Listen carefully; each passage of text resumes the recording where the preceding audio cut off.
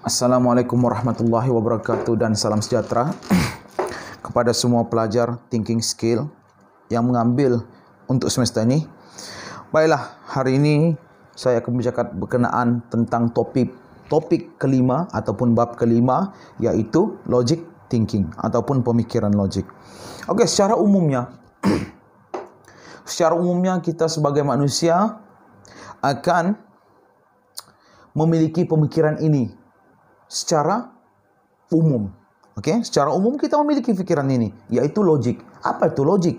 Logik itu adalah benda yang masuk di akal kita sebagai suatu pemikiran yang mana benda itu adalah asas di atas pemikiran dan juga di atas penglihatan kita sebagai seorang manusia. Sebagai contoh, logiknya adalah manusia tidak boleh terbang. Kenapa tak boleh terbang? Kerana manusia tiada sayap. Dan kalaupun ada sayap, bolehkah kita terbang seperti burung? Tidak. Kerana memang manusia itu secara logiknya diciptakan untuk tidak boleh terbang. Apa lagi yang kita boleh fikir logik? Adakah ikan boleh tinggal di darat? Tidak. Ikan juga tidak boleh tinggal di darat. Kenapa? Kerana ikan secara logiknya diciptakan tinggal di dalam air. Kamu pun kata, dokter, saya pernah nampak ikan tinggal di atas darat. Okey, tapi asasnya kalau dia selama-lamanya tinggal di darat, dia pasti akan mati. So, logik ini adalah sesuatu benda yang masuk di akal kita sebagai seorang manusia, bahawa benda itu adalah asas di dalam sesuatu perkara. Apa lagi kita kata? Yang logik. Logik makan kenyang. Kamu pun kata, dokter, saya makan tak kenyang. Itu kena tengok baliklah, mungkin jin yang makan. Okey? Baiklah. Kita teruskan kepada topik kita. Pertama sekali, di dalam slide yang pertama ini, dia menyatakan, siapakah yang telah menentukan falsafah dan juga logik? Kajian falsafah dan logik ini siapa yang cakap? Ada 3 lelaki yang berasal daripada Yunani, iaitu siapa dia? Socrates, Plato dan juga Aristotle. Okey, 3 nama ni secara umumnya sangat terkenal di dalam kajian-kajian seperti falsafah, kajian-kajian tentang politik, kajian-kajian tentang apa lagi yang mereka terlibat. Kalau saya tak silap ada kot sedikit berkenaan tentang astronomi, dan mereka ni adalah pemikir-pemikir terawal yang ada di barat. Okey, kamu pun tanya, kenapa kita cerita tentang barat? Kenapa kita tak cerita tentang lain? Okey, untuk thinking skill ini di dalam bab kelima ini telah dikhususkan untuk kita mempelajari tentang cara berfikir 3 orang individu ini ataupun tokoh ini, yang mana mereka ada bercakap tentang logic thinking. 3 ahli falsafah ini membentuk asas daripada yang dikenali sebagai falsafah barat. Maksudnya apa? Maksudnya mereka ini adalah pendukung utama bagi falsafah barat yang ada pada ketika itu. Dan mereka adalah foundations ataupun asas ataupun secara umumnya orang yang terawal berkata tentang falsafah barat. Okey, kebanyakan daripada saintis dan juga ahli-ahli fikir yang wujud sama ada zaman dahulu atau sekarang telah menggunakan kaedah-kaedah yang mereka telah wujudkan. Maksudnya di sini apa dia? Maksudnya mereka menjadi bahan rujukan kepada ahli fikir terkini, sama ada dalam bentuk ahli kajian sains sosial ataupun sastra, dan pastinya akan melihat kepada teori yang pernah mereka nyatakan. Okey? Jadi kita lihat siapa Socrates. Socrates ni dia lahir pada 470 before century BCE. Okey, dia telah menyumbangkan sesuatu yang berguna di dalam kehidupan manusia apabila beliau telah mewujudkan yang dipanggil mewujudkan ataupun membina satu yang dipanggil Socratic method ataupun kaedah Socratic. Berdasarkan namanya lah, dia meletakkan namanya kaedah tersebut, kaedah Socratic. Okey, salah satu soalan yang digunakan untuk memeriksa kepercayaan dan mengembangkan idea. Okey, Kaedah tersebut digunakan untuk memeriksa kepercayaan dan mengembangkan diri dia. Apa memeriksa kepercayaan? Apa maksud memeriksa kepercayaan? Okey, melihat tentang tingkah laku manusia berkenaan suatu perkara dan kepercayaan suatu manusia terhadap sesuatu perkara. Dan juga daripada perkara tersebut, idea apa yang boleh diwujudkan, idea apa yang boleh dikembangkan. Dan melalui kaedah sekrotik inilah perkara ini dapat diwujudkan. Okey? Beliau juga ada menyatakan bahawa ini antara kenyataan yang terkenal lah bagi diri beliau, kehidupan yang tidak diperiksa itu adalah tidak bernilai sebagai suatu kehidupan. Maksudnya apa? Kalau kita dalam hidup kita ni, kita biasa saja, tidak ada ujian, tidak ada yang dipanggil, kita dicoba atau dites ataupun apa lagi, ataupun kita dinilai daripada satu-satu aspek tertentu, maka kehidupan kita adalah tidak bernilai. Ini yang dinyatakan oleh Socrates ni. Okey? Menurut beliau lagi, okey, kenapa anda berfikir bahawa saya bertanya soalan ini? Itu kenyataan dia. Mengapa pertanyaan ini penting? Antara soalan anda yang manakah yang paling berguna? Ini antara soalan-soalan yang wujud di dalam kaedah Socratic ni.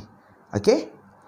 Jadi kalau kita nampak, Socrates sendiri pun menghujahkan tentang logik pemikiran, logik ataupun logic thinking. Okey? Hanya ada satu kebaikan, pengetahuan dan kejahatan serta kejahilan. Okey? Ketahuilah diri anda, dan ini semua adalah kenyataan-kenyataan yang diwujudkan oleh Socrates sendiri. Okey. Dia dinyatakan bahawa di Athens, beliau telah menyebabkan berlakunya pertembungan di antara idea-idea terhadap orang muda ataupun belia remaja, sehingga dikatakan bahawa idea yang dilontarkan oleh Socrates ni telah menyebabkan berlakunya merosakkan pemikiran serta pahaman belia-belia daripada idea tersebut. Okey. Seperti tokoh-tokoh yang lain yang ada di dalam dunia ni, kita kena mengetahui bahawa tidak semua idea serta pandangan seseorang tokoh yang dianggap hebat itu boleh diterima pakai oleh setiap insan yang ada di dunia ni. Samalah seperti Socrates. Idenya adalah bercakap tentang logik. Dan idea tersebut dikatakan merosakkan para belia ataupun remaja-remaja yang ada di zaman dia hidup tersebut. Okey? Kita beralih kepada satu tokoh lagi, iaitu Plato. Plato bila lahir? 428 before century. Okey? Socrates merupakan bekas pelajar cemerlang kepada Plato. Terbalik. Sorry. Dia kata, was Socrates brilliant student. Plato ni pernah belajar kepada Socrates dan dia merupakan antara pelajar yang hebat kepada Socrates. Okey? Beliau telah mengembara ke banyak tempat sebelum kembali mengajar di akademi. Okey, kita kena faham ya, kalau kamu membaca berkenaan Plato, Socrates, semua ni, mereka di zaman tersebut, di zaman Yunani itu, mereka mempunyai, ini kalau kita mengkaji secara mendalam lah berkenaan mereka. Mereka mempunyai macam universiti, macam sekolah, tapi dia dipanggil akademi. Dan akademi itu digunakan untuk menyebarkan ilmu pengetahuan. Okey. Beliau percaya bahawa sistem politik yang sempurna akan memaparkan raja-raja ahli falsafah sebagai penguasa, orang yang mahir dalam etika dan benar-benar mengasihi satu perkara, iaitu kebenaran serta pengetahuan. Ini apa yang beliau percayai, Plato ni percayai. Okey? Tidak banyak berkenaan Plato. Hanya sedikit berkenaan beliau, dan kita teruskan kepada Aristotle. Siapa Aristotle? Aristotle ini adalah pelajar kepada Plato. So maksudnya di antara mereka bertiga nih, mereka saling berguru secara turun-temurun. Aristotle, dikata sini Aristotle mempelajari hampir setiap topik daripada anatomi kepada ekonomi, geografi, fizik, politik, psikologi, agama, dan juga puisi. Oke. Beliau telah mendirikan sekolah sendiri dengan meninggalkan akademi dan pusat pengetahuannya, dan ia dikenali sebagai Lyceum. Lyceum. Oke. Begitukah sebutan dia? Saya ingat begitu kot. Lyceum. Beliau merupakan guru pribadi kepada Alexander the Great. Oke, ini cerita lain pula. Kalau Alexander the Great ni, kalau kita mau cerita, dia perlu satu masa yang khusus untuk Alexander the Great. Tapi cukuplah anda tahu bahwa dia merupakan guru pribadi kepada Alexander the Great.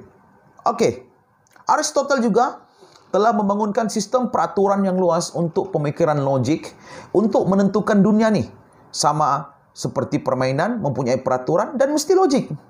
Oke, kalau kita tengok antara pemikiran-pemikiran yang telah dinyatakan oleh Aristotle sendiri dalam psikologi, menyatakan manusia itu adalah mempunyai pelbagai ragam. Kenapa pelbagai ragam? Kerana mempunyai akal fikiran masing-masing. Ditentukan pula oleh budaya dan pemahaman masing-masing. Serta mempunyai agama yang berlainan. Oleh yang demikian, peraturan yang luas yang boleh memihak kepada semua masyarakat di dunia ini diperlukan, dan pemikiran logik sangat diperlukan juga untuk memahami keadaan seperti ini. Okey. Kalau kita tengok antara perkara yang telah dinyatakan oleh beliau, iaitu kata-kata yang selalu dihujahkan di dalam thinking skill sebelum ini, dia kata apa? Sekiranya A sama dengan B. Okey, ini dia punya paradigma dia lah. Sekiranya A sama dengan B, B pula sama dengan C, maka A dan C adalah benda yang sama. Okey. Lain lagi, contoh yang diberikan dalam bentuk logik. Jika saya membakar sekeping kertas, itu adalah penyebabnya. Dia bakar sekeping kertas, maka kesannya apa dia? Kesannya terbakar. Itu logik. Bakar, terbakar. Okey? Dan beliau juga, yaitu Aristotle ini, telah mewujudkan rangka satu-satu kajian boleh dijalankan mengikut cara saintifik. Pertama sekali kita kena buat apa? Sebagai seorang penyelidik ataupun pemikir ataupun researcher. Okey, sama lah tu penyelidik dengan researcher. Pertama sekali yang kamu kena buat adalah perhatikan dan mengambil nota. Sama seperti konsep dalam kelas. Duduk, dengar, tulis nota. Ataupun print nota, tandakan di bahagian mana yang telah kamu pelajari. Dan untuk pengkaji, selepas melihat dan mengambil nota ini, dia disertakan yang kedua, iaitu membuat teori. Apa membuat teori? Teori itu macam mana? Teori itu adalah suatu benda yang boleh disangkal, boleh digunakan, boleh dimanfaatkan. Dan selepas tu kita ujilah teori tersebut. Okay, next. Kita tengok kepada yang seterusnya. Kita baru masuk kepada apa itu logik. Apa itu logik? Tadi kita tengok 3 individu, yang mana individu ini iaitu apa dia? Aristotle, yang terakhir Plato, dan juga Socrates. 3 yang menyebut tentang logic thinking. So sekarang kita tengok apa itu logik. Logik adalah kajian tentang peraturan untuk yang betul, yang sah, dan juga penyebab kepada perkara-perkara tersebut. Itulah yang dimaksudkan kepada logik. Ia adalah tentang persoalan yang kita akan lakukan untuk mencari sokongan terhadap alasan yang kita keluarkan. Okey. Ia adalah satu pertanyaan yang kita lakukan untuk mencari sokongan kepada alasan yang kita berikan. Apa dia alasan yang kita berikan? Contoh, alasan yang student selalu berikan kepada saya. Maaf saya lambat datang. Alasan dia lambat datang. Apa yang nak menyokong kepada kenyataan dia lambat? Sekiranya dia lambat, kenapa dia lambat? Ini selalu pelajar perempuan. Saya lambat sebab bas lambat. Dia akan salahkan bas. Karena logiknya, apabila bas lambat bergerak, maka lambatlah dia sampai. Tapi dia tak akan kata, saya lambat mandi, saya lambat bangun, saya pergi dating. Dia tak akan cerita benda-benda itu. Tapi dia akan salahkan satu pihak yang menunjukkan secara logiknya pihak itu bersalah dan menyebabkan aku lambat datang masuk ke kelas. Semoga yang mendengar itu terasa. Yang seterusnya, melibatkan proses pemisahan dan induksi penalaran ataupun induksi alasan. Melibatkan proses didaksi, indaksi yang mempunyai alasan. Logik berlaku dalam kehidupan seharian kita. Setiap hari kita akan menggunakan pemikiran logik. Betul, ini betul. Tidak ada orang yang meninggalkan pemikiran logik ini secara total setiap harinya. Analisis logik adalah satu proses yang secara semula jadi menjadikan pikiran manusia sebagai sesuatu yang waras.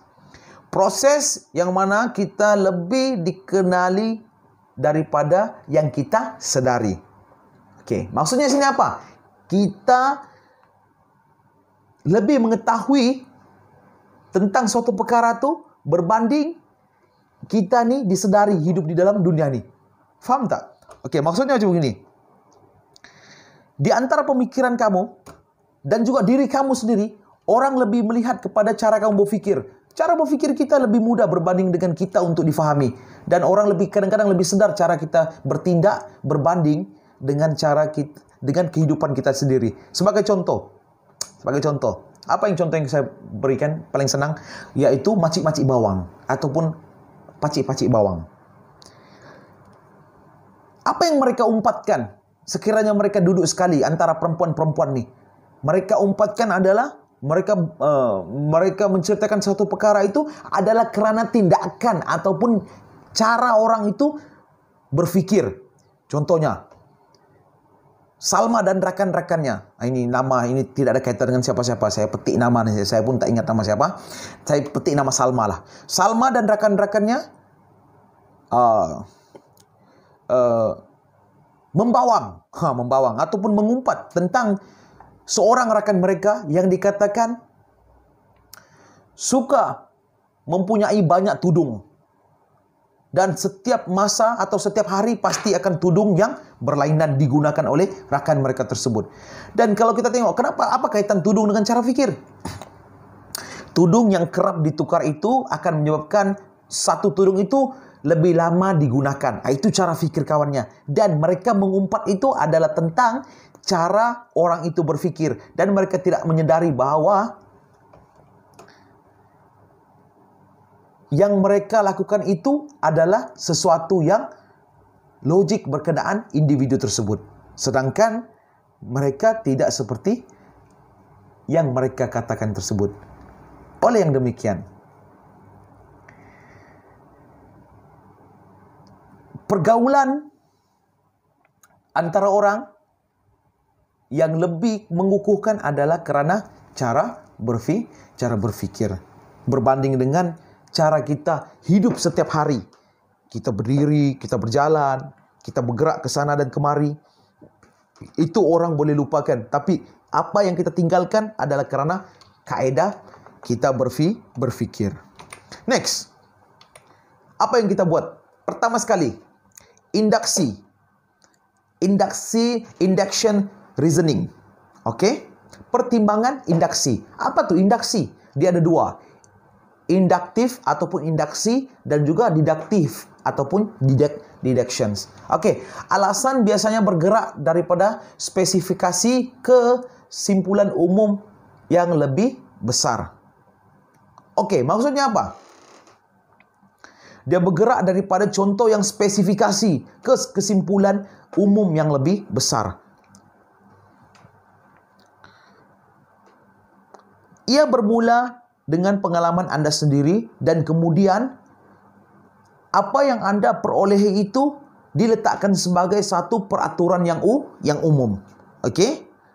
Sebagai contoh, sekiranya perkara ini benar, kemungkinan kesimpulannya adalah palsu. Contoh daripada indaksi. Okey ya. Indaksi, anjing Tony menyala ketika melihat orang. Tony mempunyai anjing dan anjing itu bila dia lihat orang lain, anjing itu akan menyala ataupun menggonggong ataupun menyala kepada orang yang dia lihat. Jadi itu adalah contoh yang daripada pengalaman Tony. Adakah Tony boleh melihat kepada pengalaman itu dan meletakkan pengalaman itu sebagai sepenuhnya begitu?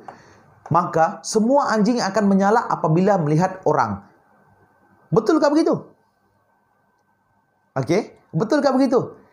Kenyataan tersebut boleh diterima dan juga boleh ditolak. So maksudnya apa dia? Bermaksud indaksi ataupun induktif ini bermula daripada satu kesimpulan yang Anda buat sendiri. Contoh, apabila saya tidur di waktu tengah hari pukul 1 hingga pukul 2 petang, maka saya akan lebih sehat di malam hari. Kesimpulannya, semua orang apabila tidur di tengah hari akan menjadi lebih cergas apabila di waktu malam dan boleh membuat assignment. Itu adalah kenyataan yang kamu buat kerana pengalaman kamu dan kamu meletakkan kepada yang umum semua begitu. Tapi benarkah? Adakah apa yang Anda katakan itu betul? Tidak.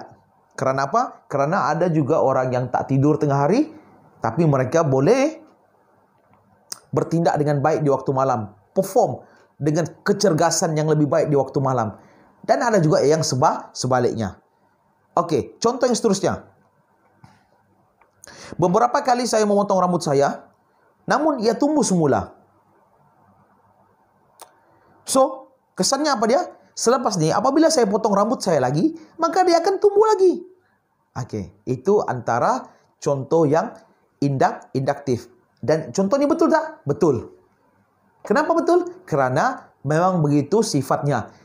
Kamu potong kuku kamu sekarang, kuku tu akan tumbuh lagi. Lambat ke cepat? Lambat sedikit. Tapi dia pasti akan tumbuh. Tak mungkin kamu potong sekarang dan sehingga kamu mati, kuku tersebut tak tumbuh. Tak mungkin. So, maksudnya, daripada pengalaman itu, kamu mengetahui bahawa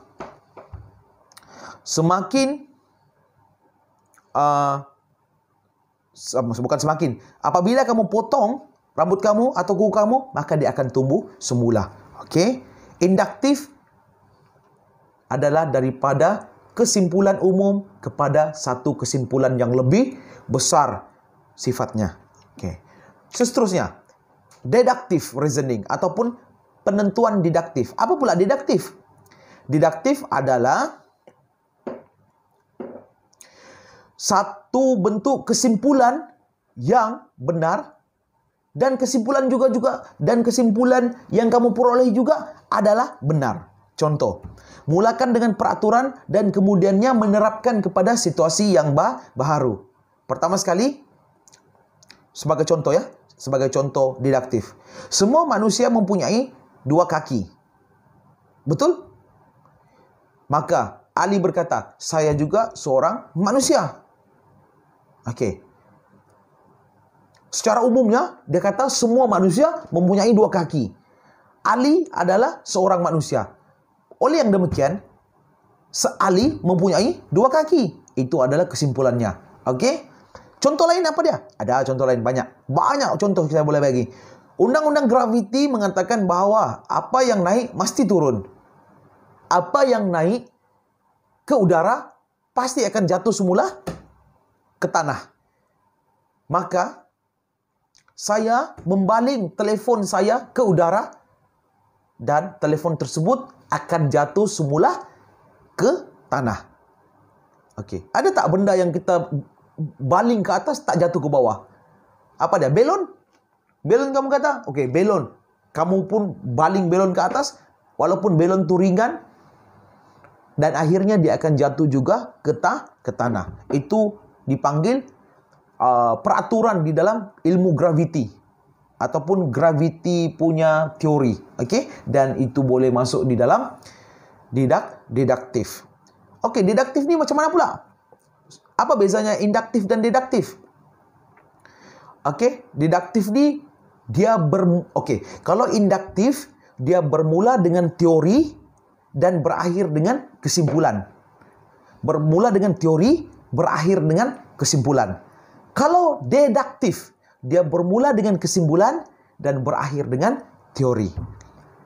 Contohnya, apa dia? Induktif, bermula dengan teori. Teorinya menyatakan bahawa makan akan kenyang. Apabila makan, kita akan kenyang. Teori menyatakan kita makan, kita akan kenyang. Tapi adakah teori tersebut betul? Tidak. Ada setengah manusia makan, betul dia kenyang. Tapi teori tersebut boleh ditolak kerana ada orang makan tak kenyang-kenyang. Kenapa? Tak tahulah. Tapi yang pastinya itu teori boleh ditolak kerana dia bermula dengan teori dan berakhir dengan kesimpulan. Manakala untuk deduktif, dia bermula dengan yang dipanggil sebagai kesimpulan. Apa kesimpulannya? Kesimpulannya semua manusia ada kaki. Ada 2 kaki. Kesimpulannya semua manusia ada 2 kaki. Maka kita ambillah satu orang daripada negara Bangladesh. Kita petik siapa-siapa, kita tangkap dia dan kita tengok, dan betul. Daripada kesimpulan tersebut, maka kita boleh mewujudkan teori bahawa setiap manusia memiliki 2 kaki. Kamu pun kata, tak, ada juga yang 3 kaki dan tak ada kaki. Ya, betul. Tapi umumnya manusia mempunyai 2 kaki. Okey? Kita teruskan.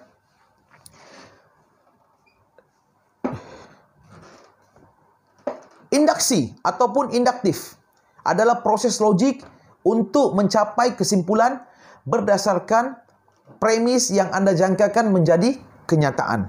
Okey, macam saya kata tadi, bermula daripada teori kepada kesimpulan, manakala deduktif adalah proses logik yang tiba di kesimpulan berdasarkan premis yang anda tahu. Deduktif adalah proses logik yang tiba di kesimpulan. Maksudnya, dia daripada kesimpulan kepada suatu benda yang dipanggil teori. Okey. Ini simple saja, senang nak tahu, okey? Senang nak difahami.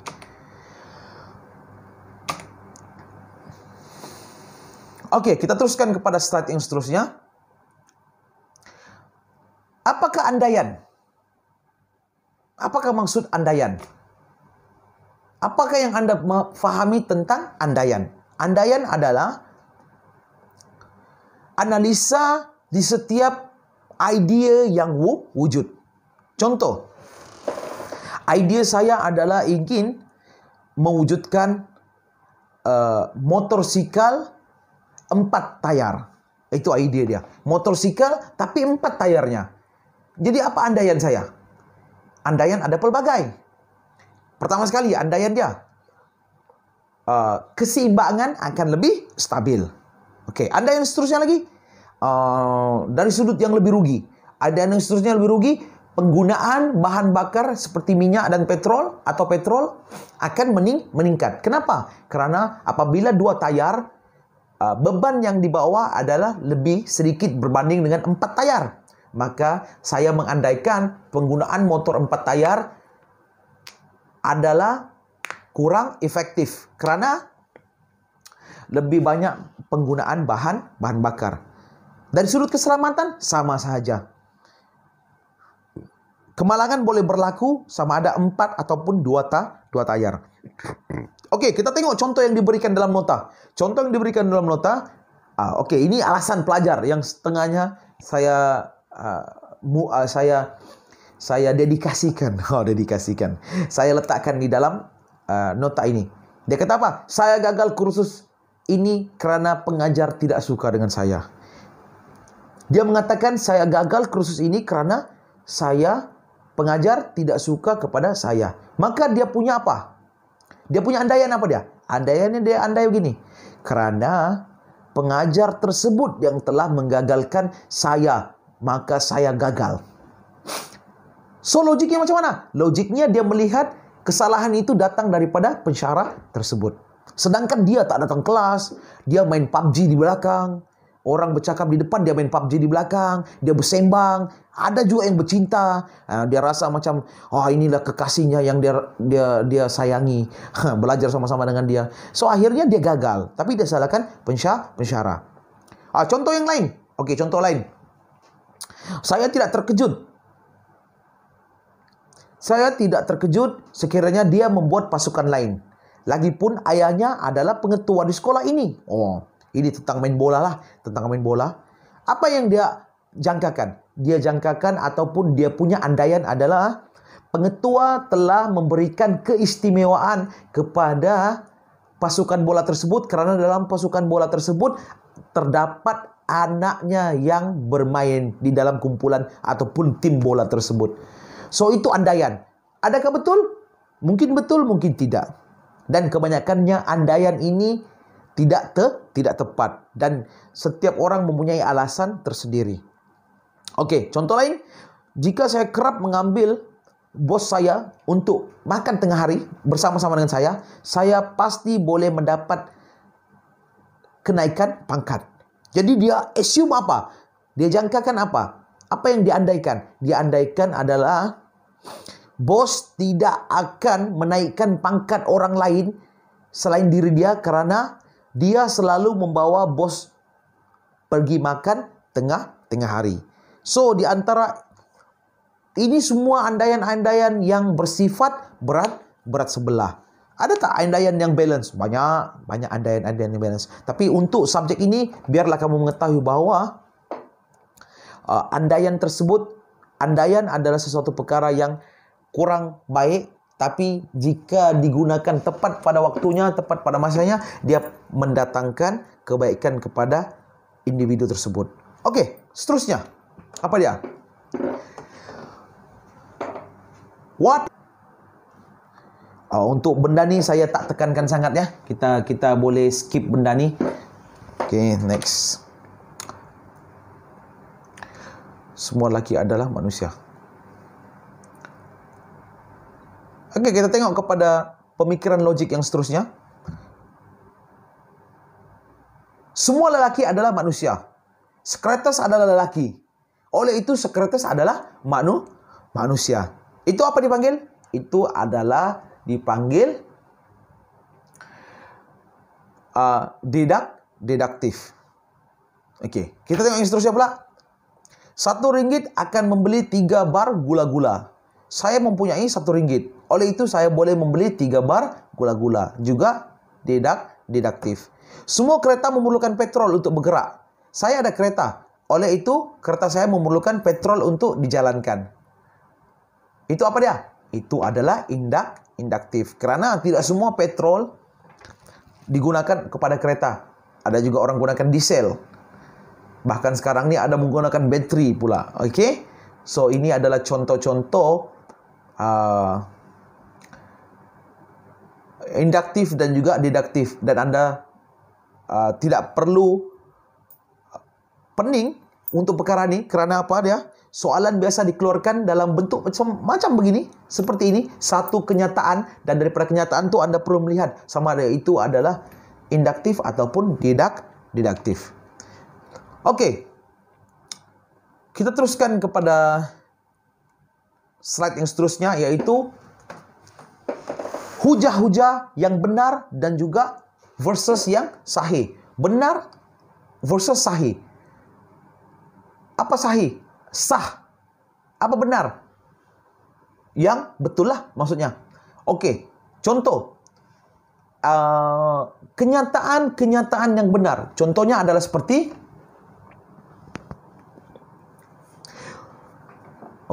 sebelum saya bagi contoh, saya bagi tahu dia punya kenyataannya. Apa dia tu ada, apakah yang dimaksudkan dengan hujah yang benar? Hujah yang benar adalah kesimpulan yang dianggap benar dari sudut fakta. Contohnya hujah yang benar. Bilakah Malaysia terbentuk? Ataupun bilakah merdekanya tanah Melayu? 31 Ogos 1957. Dan faktanya menyatakan seperti itu. Boleh tak kita tukar 31 Ogos 1958.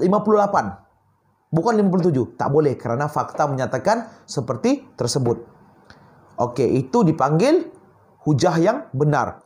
Hujah yang sah pula apa dia? Hujah yang sah bermaksud hujah dengan kesimpulan yang masuk akal secara logik, tidak kira sama ada benar ataupun tidak. Benar, macam benar, macam tidak benar, tapi benda itu logik.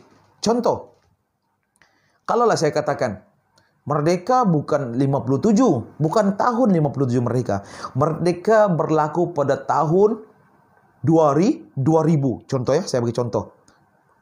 Tahun 2000, 31 Ogos tahun 2000. Masuk di akal tak? Masuk. Kenapa masuk di akal? Karena kita sekarang berada di tahun 2020. Ataupun lebih lagi daripada tahun 2000. Bahkan tahun 2000 itu pernah wujud. Tapi benar ke tahun 2020, tahun 2000 itu adalah tahun yang merdeka Malaysia? Tak benar, tapi itu tidak kisah. Tapi ia masuk di akal secara logik karena tahun tersebut wujud. Contohlah, kalau tak logik macam mana pula? Oke. Merdeka Malaysia adalah pada tanggal 33 Ogos 1957. Itu betul ke salah? Jawapannya tak betul dan juga tidak sah. Tak betul dan tidak sah. Kenapa tidak sah? Karena dalam dunia ini mana ada tarikh 33? Paling jauh pun tarikh 31. Tidak pernah wujud tarikh 33. Maka dia tidak sah. Dan juga tidak benar. Tapi kalau kita kata 31 Ogos tahun 2000, dia jadi logik. Benar atau tidak, itu sudah tidak kisah. Tapi benda itu jadi logik, masuk di akal. Oke? Harap kamu faham ya. Next. Oke, kita tengok yang mana betul, yang mana sah, ataupun dia kedua-duanya sekali.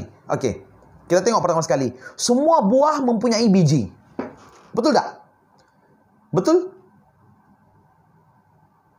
Betul tak? Oke, kamu mesti kata, ya betul. Semua buah ada biji. Buah tembikai, buah betik, buah apple, buah apa lagi? Apa saja buah yang kau makan, buah durian ada biji. Jadi itu dikatakan apa? Itu dikatakan benar. Oke, benar. Tomato mempunyai biji. Tomato mempunyai biji. Betul tak tomato mempunyai biji? Buka, kupas tomato, belah dua tomato tuh, kamu akan jumpa biji tomato.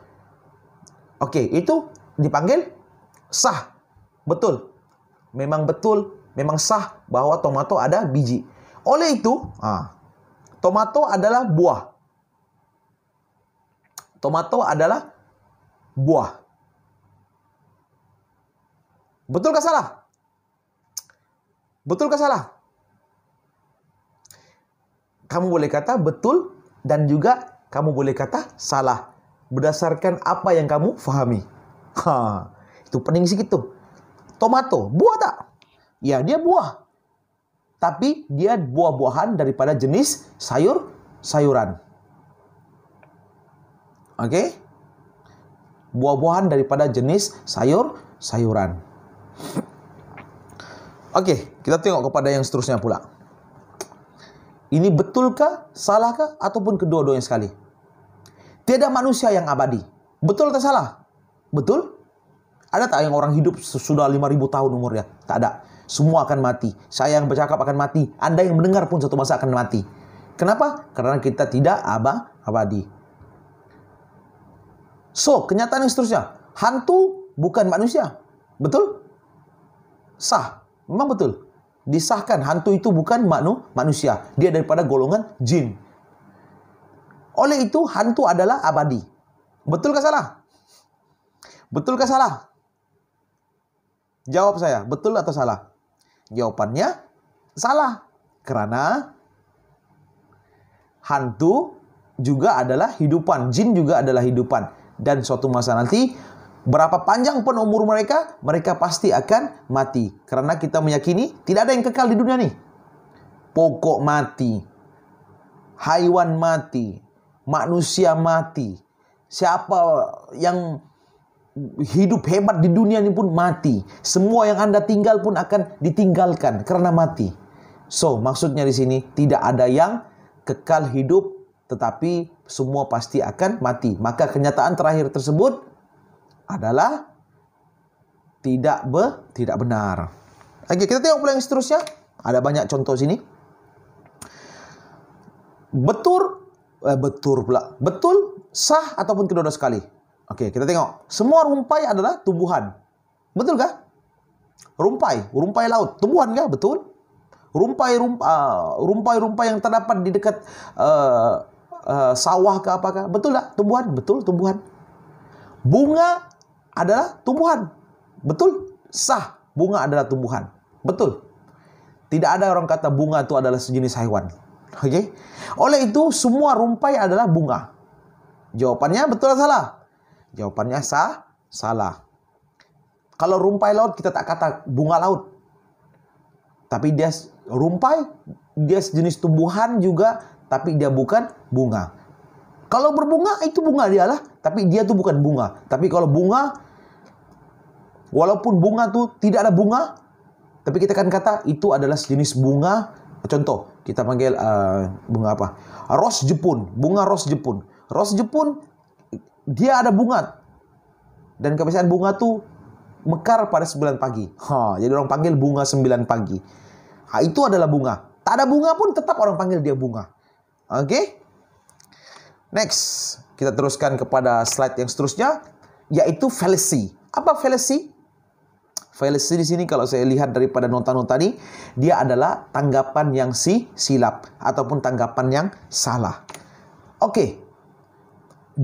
Fallacy ini berlaku karena berlakunya ralat ataupun berlakunya sesuatu yang silap di dalam pemikiran manusia berkenaan sesuatu fakta. Oke? Pemikiran tersebut yang wujud tidak menyokong kepada kesimpulan yang diperoleh. Contoh kesimpulan yang kamu dapat daripada satu isu, pemikiran kamu tak dapat nak menyokong benda itu betul atau silap, salah ataupun betul. Kesilapan yang timbul akibat penalaran yang salah dalam argumen. Maksudnya, apa yang kamu nyatakan itu adalah sesuatu yang tidak benar. Kamu silap di dalam kesimpulan. Kamu silap di dalam kenyataan kamu. Oke? Kesilapan daripada kenyataan ini mungkin terdengar benar. Mungkin terdengar munasabah. Tetapi sebenarnya ia tidak benar dan juga tidak sahih ataupun tidak betul perkara tersebut. Oke, kita akan tengok bagaimana fallacy ini wujud di dalam pemikiran seseorang remaja ataupun individu seperti kamu. Pertama sekali kita tengok serangan individu. Serangan secara personal individu. Orang tuh diserang secara pribadinya. Personal attack, serangan pribadi. Apa dia? Menyerang atau memuji orang-orang yang membuat hujah, bukan membincangkan hujah itu sendiri. Maksudnya apa dia? Contohlah, kamu tak berpuas hati dengan saya. Kamu tak berpuas hati dengan saya. Atau kamu ingin sesuatu daripada saya, seperti markah tinggi, markah yang baik. Maka apa yang kamu akan buat? Kamu akan menyerang dari sudut pribadi saya. Bagaimana kamu menyerang? Dengan mungkin memberi pen sebagai hadiah, memuji, dokter nampak handsome lah hari ini. Dokter punya rambut nampak kemas hari ini. Dokter punya minyak wangi perfume, sangat baik. Dan itu kamu menyerang dari sudut pribadi saya. Dengan memberikan puji-pujian, dengan harapan semoga kamu mendapat sesuatu apa yang kamu inginkan. Tapi kamu tidak melihat kepada apa yang saya nyatakan di dalam kuliah. Kamu tak kisah pasal kuliah pun. Adakah, tak adakah, yang penting yang kamu tahu, kau nak dapat A untuk subjek ini. Dan kamu pun memberikan sesuatu yang tidak sepatutnya. Oke, ada tak lagi cara lain? Ada. Student yang dia dapat, contoh dia gagal subjek ini. Dia bengang dengan lecturer. Senang saja. Dia katalah yang tak baik kepada kawan-kawan dia tentang pensyarah tersebut. Kalau kamu jumpa pensyarah ni, kamu left daripada kelas dia, kamu ambil kelas lain. Pensyarah ini jahat, pensyarah ini begini, pensyarah itu begitu. Dia menyerang dari sudut pribadi, tapi dia tak melihat dari sudut apa yang dibincangkan di dalam kelas. Dia tak puas hati secara pribadi, dia tak puas hati bukan berkenaan pelajaran. Oke, dan orang-orang seperti ini ataupun pelajar seperti ini, individu seperti ini adalah pada saya tidak profesional, dan kalaupun dia berjaya, nanti dia bekerja, dia akan mengulangi lagi kesilapan yang sama. Watak pribadi seseorang secara logiknya tidak relevan dengan kebenaran atau kepalsuan hujahnya. Oke? Maksudnya di sini apa dia? Walaupun kita nampak dia secara umumnya nampak baik, nampak sehat, nampak orang yang bijak, tapi itu bukan penentu kepada apa yang dinyatakannya benar ataupun tidak. Kadang-kadang kita nampak macam hebat, kadang-kadang kita nampak macam bagus, kadang-kadang kita nampak macam pandai, kadang-kadang nampak macam orang berilmu, tetapi kenyataan yang dikeluarkannya belum tentu benar. Oke? Kesalahan. Apa dia? Pujukan ini berasal dari pemindahan psikologi yang tidak rasional dan bukannya daripada rayuan kepada bukti yang logik mengenai masalah yang dihadapi. Oke? Macam saya katakan tadi, dia tidak berfokus kepada apa yang dipelajari, tetapi berfokus kepada apa yang dia kehendaki di dalam kehidupannya. Maka dia melakukan rayuan dan dia mengharapkan daripada benda itu dia akan memperoleh sesuatu yang dia inginkan. Daripada psikologinya yang tak normal, psikologinya yang tidak rasional, daripada psikologinya yang kita lihat sebagai seorang take for granted person. Maksudnya orang yang mengambil sambil lewat. Dan di akhirnya nanti dia kata, tak apa, no problem. Doktor ni kita jumpa, kita discuss baik-baik, kita dapat A. Dan inilah antara ciri-ciri personal attack. Secara umumnya, untuk membantah lawan harus menerima hujah kerana keadaan dalam hidupnya. Untuk dia menyatakan dia kenapa dia lewat datang kelas, dia akan menghujahkan keadaan di dalam hidup dia. Apa contohnya? Contohnya seperti yang saya katakan tadi. Saya lambat datang ke kelas ini kerana bas lewat. Saya lambat datang ke kelas ini kerana hujan. Dia akan salahkan bas, dia akan salahkan hujan. Saya lambat datang ke kelas ini setiap minggu selama 14 minggu kerana apa? Kerana saya tinggal jauh daripada universiti. Dia akan salahkan setiap benda di sekitarnya. Bagi kenapa tujuannya? Bagi membantah apa yang ditanya oleh pensyarahnya. Itulah yang dipanggil personal attack. Oke, kita tengok ciri-ciri personal attack yang lain. Oke, pertama sekali, menyerang individu dan bukannya hujah. Dia menyerang individu tersebut. Bukan dia serang dari sudut apa hujah ataupun apakah kenyataan yang dikeluarkan. Contoh, dia kata apa? Anda begitu bodoh. Hujah Anda mungkin tidak benar. Tidak mungkin benar, oke? Saya fikir bahawa Anda tidak mungkin melakukannya dengan betul. Jadi saya tidak menghiraukan komen Anda. Ini antara pernyataan balas daripada seorang yang diserang secara personal. Oke? Mungkin ada sebelum ini orang yang menyerang individu lain. Orang itu betul, orang itu benar. Tapi orang itu mungkin kelihatan tak cantik ataupun tak bergaya seperti yang dia harapkan. Maka dia pun menyerang dari sudut fisikal, secara individu. Engkau tu begini, engkau tu begitu, engkau tu tak masuk kelas, engkau tu begini. Dan orang itu membalas semula dengan pelbagai kaedah. Dan juga mungkin dia boleh katakan seperti itu.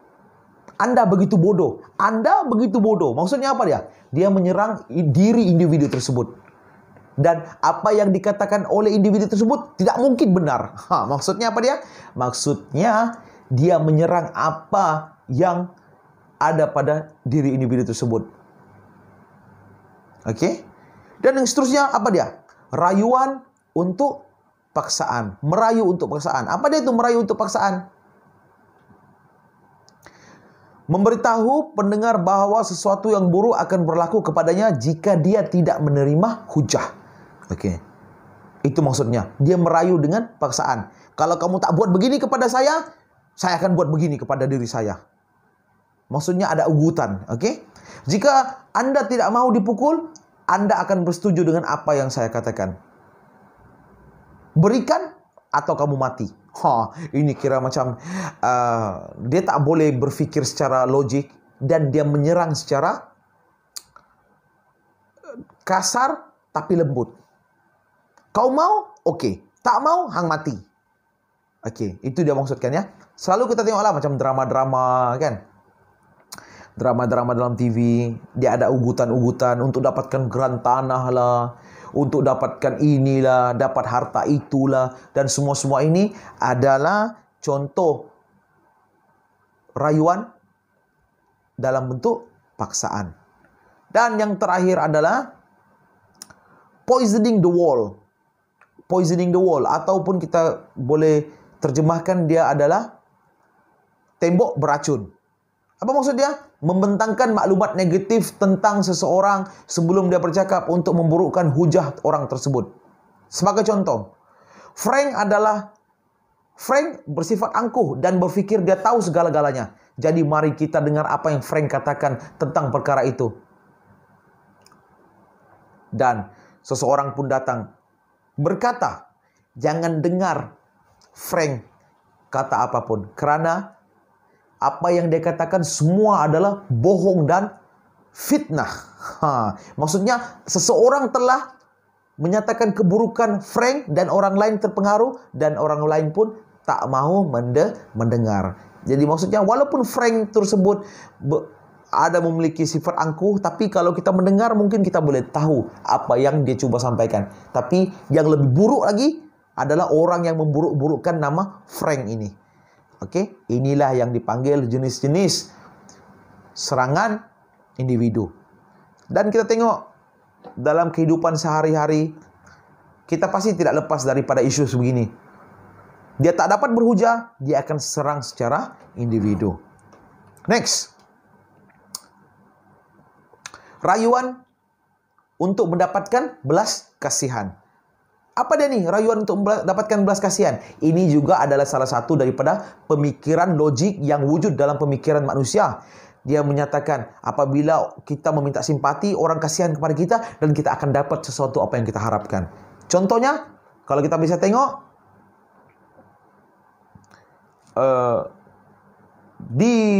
terutama macam di Kuala Lumpur, kita lihat banyak orang yang ada yang betul-betul cacat dan ada yang berpura-pura cacat. Ada yang masih kuat, masih nampak kudratnya boleh bekerja tapi tidak mau bekerja dan hanya meminta-minta sebagai peminta sedekah. Dan daripada benda itu, mereka mewujudkan rasa emosi, simpati daripada masyarakat dan akhirnya mereka perolehlah apa yang mereka harapkan, iaitu duit untuk membeli makanan. Tetapi sampai bila? Sampai bila kita tak tahu. Sampai dia nak berubahlah. Okey? Rayuan untuk mendapatkan belas kasihan ini menggesa pendengar untuk menerima hujah berdasarkan rayuan kepada emosi dan simpati dan pelbagai lagi. Contoh, macam saya kata tadi, doktor, maafkan saya doktor, setiap minggu saya datang lambat kelas. Kenapa lambat ke kelas? Kerana setiap kali bas yang saya ikut ini pasti lambat untuk bertolak daripada tempat kediaman saya. Macam tu. Dia akan salahkan tempat lain, orang lain, dia akan salahkan semua untuk mendapatkan rasa kasihan kepada dirinya. Okey, inilah yang dipanggil rayuan untuk mendapatkan belas kasihan. Adakah ini logik? Ya, ini adalah pemikiran logik. Okey, yang seterusnya. Yang seterusnya adalah kita akan bercakap tentang pendekatan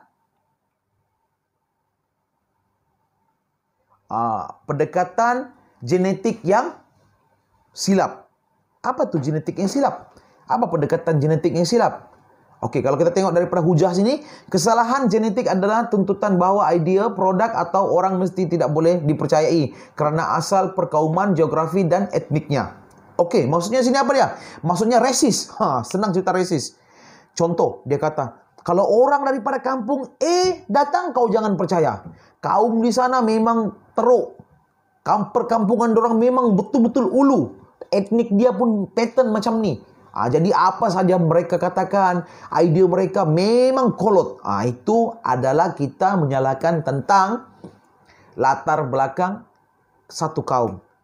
Tujuannya apa? Tujuannya untuk mencuba atau menggesahkan atau membatalkan apa-apa juga tuntutan kerana asal dan sejarah yang tidak relevan. Okey? Contohnya, kita ambil nama somebody lah yang kita tak kenal. Frank baru saja keluar daripada penjara tahun lepas. Okey. Dia ingin memulakan perniagaan perkakasnya. Okey. Saya tidak boleh mempercayainya. Kenapa Frank tak dipercayai? Karena dia adalah orang yang baru keluar daripada penjara. Tapi dah 2 tahun pun. Dah setahun pun dia keluar. Dan dia ingin membina kehidupannya semula. Tapi kenapa orang tak percaya? Karena latar belakang dirinya sebelum ini. Apa latar belakangnya? Mungkin penjenayah. Mungkin penjual dadah. Jadi orang tidak percayai. Itulah yang dipanggil di dalam kesalahfahaman tentang genetik. Genetik sini bukan semata-mata perkauman diri orang, tapi juga tempat asal sesuatu individu tersebut. Okey? Seterusnya, rayuan kepada kenyataan yang popular. Rayuan kepada kenyataan yang popular. Menasihati pendengar untuk menerima jawatan kerana majoriti orang memegangnya. Okey, sebagai contoh, majoriti orang seperti Alia. Oleh itu, Alia adalah orang yang baik. Apa maksudnya sini?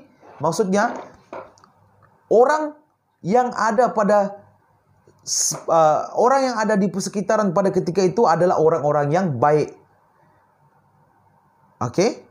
Baik seperti siapa? Baik seperti Alia. Mungkin Alia ni orang yang baik di kampung dia, maka di kampungnya Alia popular, di kampungnya Alia yang terbaik, di kampungnya Alia yang paling berjaya. Maka kita menyatakan bahawa di kampung Alia majoritinya orang seperti Alia.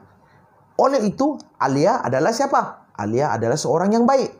Dan ini adalah bentuk argument yang popular. Next. Pendekatan bandwagon. Bandwagon itu apa dia? Semua orang melakukannya. Jadi kalau semua orang melakukannya, pasti benda itu betul. Okey, sebelum saya cakap benda ni, saya nak bagi tahu. Majority atau minority tidak membuktikan bahawa perkara itu benar atau salah. Ada majority yang melakukan, tapi keadaan itu silap. Ada yang minority melakukan suatu perkara, tapi benda itu benar. Okey, contoh ya. Majority orang percaya hujah atau memilih tindakan tertentu. Hujah itu mestilah benar, atau tindakan harus diikuti, atau keputusan harus menjadi pilihan terbaik. Maka, apa dia? Seharusnya semua orang memilih suatu kenyataan yang popular dan juga majority. Karena yang popular dan majority itu semua orang melakukannya, semua orang mempercayainya, maka perkara itu adalah yang benar. Ini adalah pendekatan bandwagon. Okey? Contoh. Saya bagi contoh dengan keadaan kita sekarang. Semua orang mempunyai sifat berhati-hati setiap hari bagi mengelakkan terkena jangkitan penyakit berjangkit. Maka, semua orang memiliki sabun tertentu yang dibeli di farmasi tertentu bagi mengelakkan jangkitan penyakit berjangkit melalui sentuhan. Oleh yang demikian, sabun tersebut adalah baik dan selamat untuk semua orang. Betul dah? Betulkah sabun tersebut baik? Jawapannya belum tentu betul. Karena apa? Karena tidak semua perkara itu walaupun dilakukan oleh majoriti orang, belum tentu ia betul. Oke, kita tengok seterusnya. Seterusnya, pendekatan patriotik. Pendekatan patriotik apa dia? Pendekatan patriotik adalah pendekatan yang menegaskan tentang pendirian tertentu adalah benar karena berbentuk patriotik. Dan orang-orang tidak bersetuju karena tidak patriotik. Sebagai contoh, perasaan sayang kepada suatu negara. Perasaan sayang kepada tempat lahir sendiri. Dan sekiranya orang lain tidak mempunyai perasaan sayang tersebut, ini menunjukkan bahwa individu tersebut tidak memiliki perasaan cinta dan kasih kepada tempat dia lahir. Ataupun memang dia tak lahir pun di tempat tersebut. Maka dia tidak ada feeling di dalam perasaan sayang kepada tempat tersebut. Dan ini dikatakan pendekatan patriotik. Dan ini adalah logik. Sebagai contoh lah. Mana ada orang yang benci tempat dia lahir? Kalau yang benci itu memang dia tuh orang kata apa? Tak guna sungguh. Awak tak guna sungguh. Kenapa tak guna? Orang lain mencintai kawasan sendiri. Mencintai tempat yang kamu lahir. Tapi kamu tak cinta. Dan kamu pula lari dari tempat kamu tinggal. Dan tak mau membantu masyarakat kamu situ. Oke? Dan ini adalah pikiran logik. Dan yang terakhir, pendekatan snob. Apa snob? Pendekatan snob ni apa dia? Semua orang terbaik melakukannya. Cuba membuktikan bahawa kesimpulan dengan menarik apa yang elit atau beberapa pilihan, tetapi tidak semestinya pihak berkuasa dalam masyarakat berfikir atau percaya. Contohnya apa dia? Pendekatan snob ni senang saja. Contohnya orang-orang yang mempunyai nama yang besar di dalam masyarakat. Orang-orang yang terkenal, ahli perniagaan, yang kaya, ataupun influencer pula. Orang-orang yang ataupun individu yang berpengaruh, yang melakukan satu perkara. Dan mereka lakukan. Contoh kalau kita tengok ini, perniagaan lah. Selalunya dalam bentuk perniagaan. Siapa buat ini, confirm jadi jutawan. Siapa buat begini, confirm jadi jutawan. Mereka pemikiran-pemikiran begini, pemikiran yang logik tapi tersekat. Mereka tak boleh nak pergi mana-mana dan kita mesti lakukan, dia kata. So maka ramailah yang bertindak seperti apa yang mereka jadikan ikon pada diri mereka. Dan akhirnya sama ada baik atau jahat itu di atas tanggungan diri mereka masing-masing.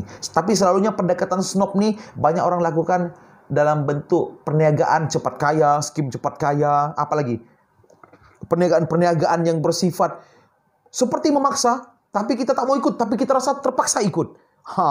Jadi akhirnya kita yang terjerat. Seterusnya, maka habis. Cukuplah untuk hari ini. Bab 5, logic thinking.